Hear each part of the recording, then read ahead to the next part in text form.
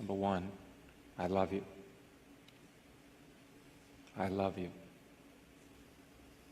That's what you want to hear, isn't it? Number two, you are all going to heaven. And you say, how do you know this? It's very simple. God had been in your heart a long time. He's been dormant, some of you. Some of you, much more alive. But continually, God is asking for more conversion. Why do you believe? Let me tell you, a man can be a soldier in the military for 20 years and never see one day of combat. But when he's in that foxhole and he's losing his own men, he's on a whole nother level. God is preparing you now for this level. I will tell you how I know that God loves you this much and how I know that you're all going to heaven.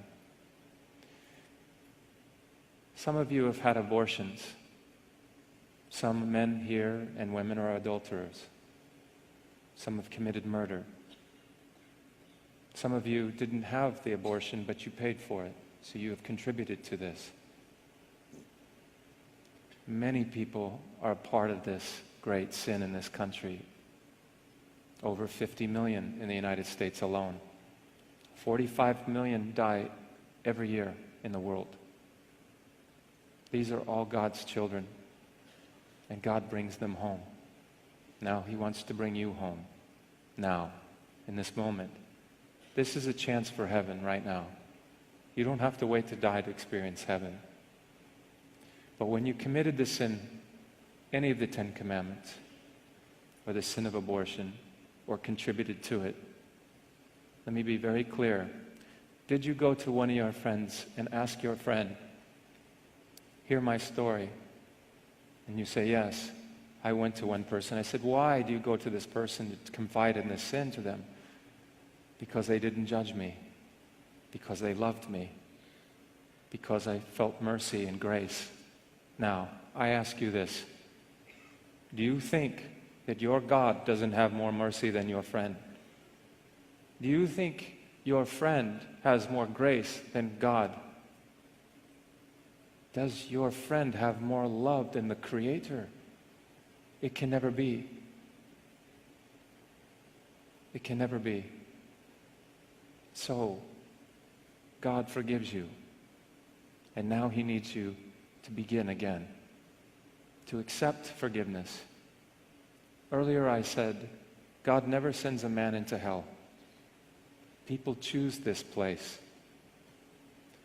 Your choice. God made you and loves you. There's never been another like you. He deemed that you would come here. He asked you and you came. Today, you came. You had the courage to come. And there was plenty parts of the world that pulled you from today from even coming, but you came. Don't you know how much God will remember this? Do you think He is a God that's just sitting there waiting to toss you off? You are perfect. There is no one else like you. And without you, He would cry. So He's coming to you now. Right now, in this moment. All He has to hear from you is yes. Yes, you've accepted Jesus, some of you. Keep accepting Him.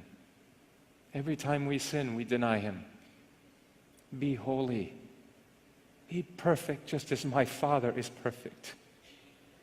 Or in the Passion, Ha'ozina otiabui, kuma bezrati, shamereni meresha tasher tamenu alai, bakakasaya nafshi adonai, bakakisiti, bakab takti, ba kulitekeho henkehel kosi edemini, kenlak is far, lehewe dilak is far, milatil komere hema hakihida, Hita hivo denale dena kokaver diana ahevef lakom antun.